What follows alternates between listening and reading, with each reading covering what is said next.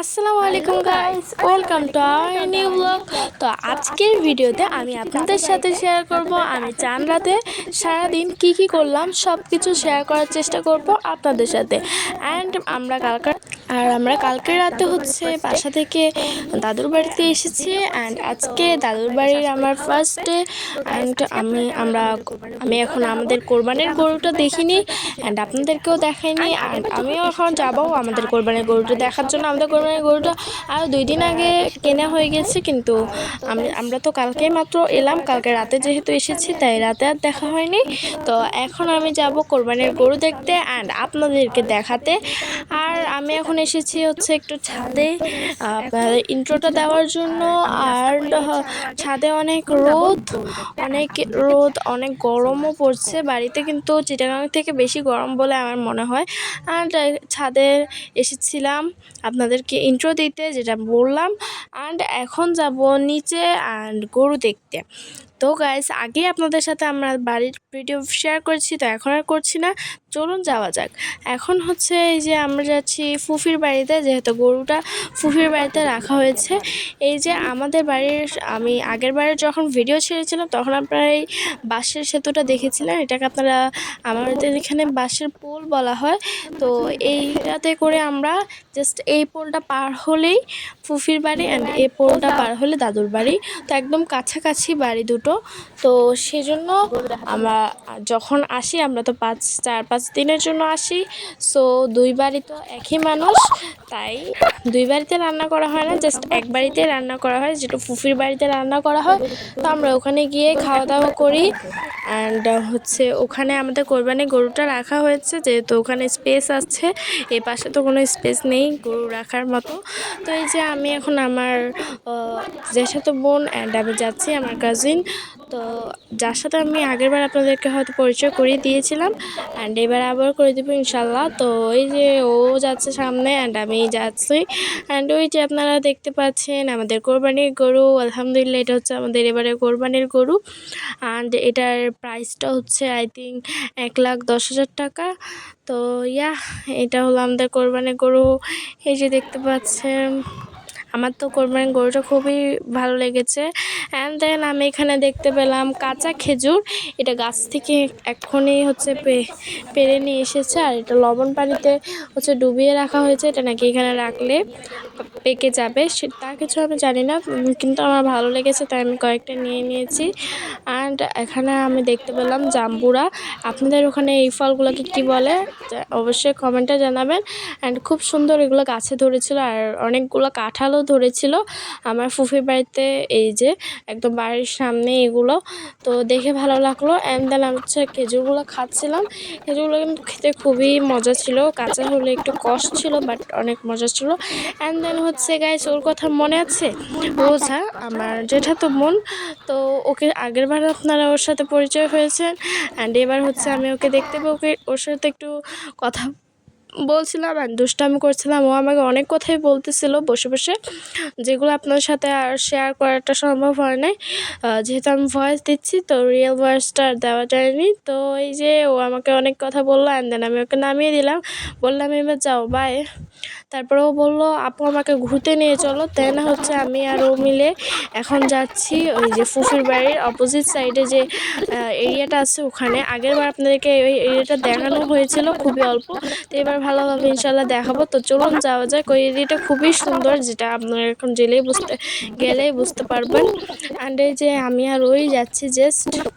তো এই যে এখানে হচ্ছে যাওয়ার পথে একটা পুকুর আছে সাইডে, অনেক বড় একটা পুকুর। দেখুন গাইস, এখানে চারপাশে অ্যান্ড অনেক সবুজ গাছপালা। অ্যান্ড এই যে বাম পাশে যে এরিয়াটা দেখতে পাচ্ছেন, এখানে হচ্ছে সব সবজি গাছ। এখানে অনেক সবজি ধরে শীতকালে, এবার এখন ধরেনি। আর এটাও কিন্তু আমার ফুফিরই করা পুরো বাগানটা। এখানে সব পুরো বাগানটা হচ্ছে সবজি বাগান। অ্যান্ড এই যে সাইডে পুকুরটা কাদের তা তো আমি জানি না। আর পুকুরের সামনে যে অনেক গাছপালা, তাই আমার বাড়িতে আসলে বেশি ভালো লাগে যে এই গাছপালাগুলো দেখতে।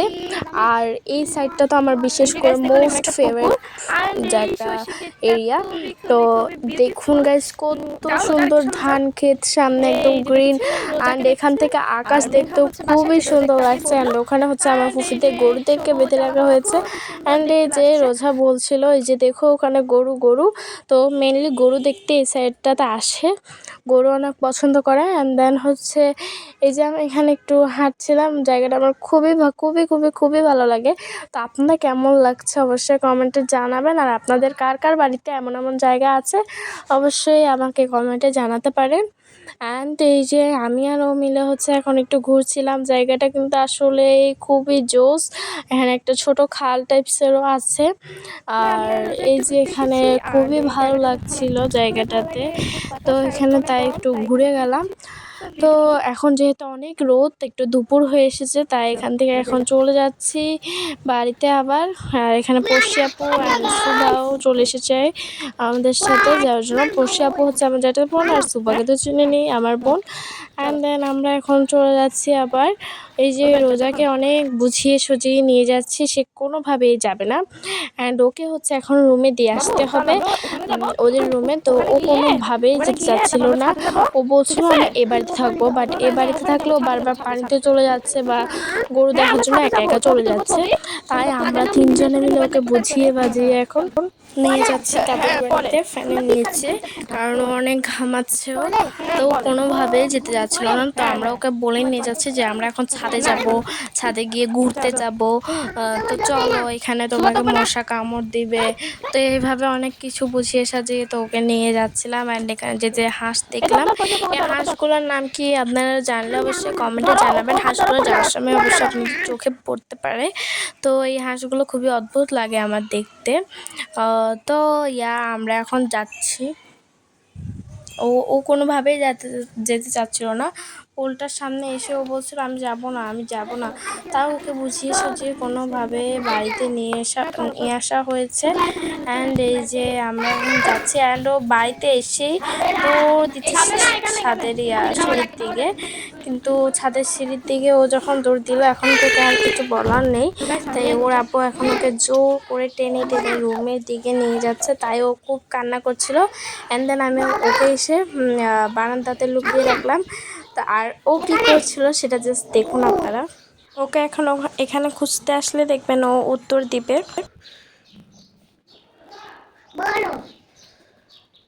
দেখলেনই তো গাইস, ও বলো বলে উঠলো। তো গাইস ও যদি বলেই ফেলে তাহলে আর ও কীভাবে লুকাবে বলুন, বাচ্চা মানুষ বুঝে নেই। তারপর ওকে ঠিকই রুমে যেতে হয়েছিল। অ্যান্ড দেন হচ্ছে আমি বাসা থেকে একটু আঙ্গুল কেটে গিয়েছিল, তো ওখানে ব্যথা দিয়ে ফেলেছে। তো দেন হচ্ছে আমি এই যে ফলগুলো খাচ্ছি, এগুলোকে আমাদের গ্রামে বলে হচ্ছে ঢেউয়া। তো আপনাদের ওখানে কার গ্রামে কী বলে বা আপনারা কি বলেন অবশ্যই কমেন্টে জানাতে পারেন। আর এই ফলগুলো আমি আগেও খেয়েছি আর এখন খাচ্ছি, এগুলো খুবই ভালো লাগে আমার কাছে। তো এইগুলো হচ্ছে আমার ফুফির বাড়ি থেকে আনা হয়েছিল। তো এই যে খেয়ে দিয়ে তো এখন আমি আর পড়শি আপু আমরা হচ্ছে গোসল করে নিয়েছি। আর এই যে আমার আঙ্গুলে যেটা কেটে গিয়েছিলো ওখানে ব্যান্ডেজ করে নিয়েছি। অ্যান্ড দেন হচ্ছে আমি আর পড়শি আপু হচ্ছে দুষ্টামি করছিলাম, ও আমার সাথে দুষ্টামি করছিলো। অ্যান্ড দেন ওকে তো দেখতে পেলে। তো আমরা এখন যাব ভাত খেতে।